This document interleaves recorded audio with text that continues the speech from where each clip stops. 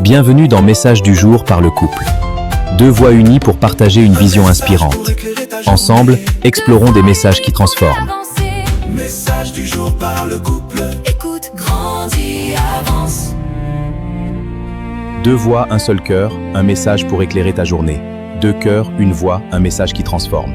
Unis dans l'amour, nous partageons la pensée du jour.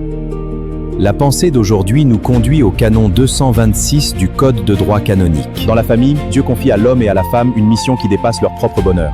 Le mariage chrétien devient un chemin de sainteté, de transmission et de service. Et lorsque des enfants leur sont confiés, cette mission prend une responsabilité encore plus grande. Éduquer, transmettre la foi, former les consciences et conduire vers le Christ devient un devoir essentiel. C'est précisément ce que rappelle le Code de droit canonique au canon 226. Écoutons maintenant ce couple nous expliquer comment cette mission se vit concrètement au cœur de la famille. Avec notre envoyé spécial sur la paroisse Saint-Quisito de Williamsville dans le diocèse d'Abidjan en Côte d'Ivoire.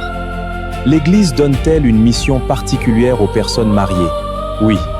Le droit de l'Église le dit clairement en son canon 226 paragraphe 1. Le canon 226 dit au paragraphe 1 « Ceux qui vivent dans l'état conjugal ont selon leur vocation propre le devoir particulier de travailler à l'édification du peuple de Dieu par le mariage et la famille. » Concrètement, qu'est-ce que cela signifie pour votre couple?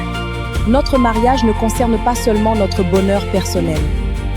Notre couple possède aussi une mission dans l'Église. Nous édifions aussi l'Église par notre fidélité, notre prière, notre pardon et notre manière de nous aimer. Notre maison peut devenir un véritable lieu de vie chrétienne.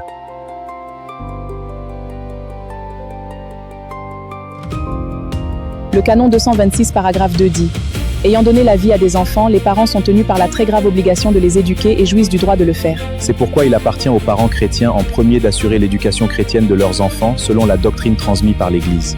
Éduquer chrétiennement un enfant, cela signifie quoi? Ce n'est pas seulement l'inscrire au catéchisme. C'est lui apprendre à connaître Jésus, prier et vivre selon l'Évangile. Parents, nous sommes les premiers responsables de leur formation chrétienne. L'école, la paroisse et les catéchistes nous accompagnent. Mais ils ne remplacent pas notre mission. Nos enfants doivent entendre parler de la foi. Mais surtout, ils doivent voir cette foi vécue chez nous. Notre exemple devient alors une première catéchèse. Écoutons la parole de Dieu. Donc pour l'Église, le mariage chrétien est aussi une mission. Et la famille devient le premier lieu de transmission de la foi. Notre mariage possède une mission. Notre famille peut devenir un lieu où Dieu construit son peuple. La famille chrétienne ne reçoit pas seulement l'Évangile. Elle devient un lieu où l'Évangile prend vie. Le mariage chrétien n'est pas seulement une union à protéger. C'est une vocation à vivre et une mission à accomplir. Nos enfants ne sont pas seulement notre avenir. Ils nous sont confiés par Dieu. Et notre maison peut devenir le premier lieu où ils rencontrent Jésus-Christ. Notre famille reçoit l'Évangile, vit l'Évangile et transmet l'Évangile. Merci. Que Dieu vous bénisse et demeure avec vous au nom de Jésus. Amen. Un message pour éclairer ta journée. Deux voix unies pour mieux avancer. Message du jour par le couple.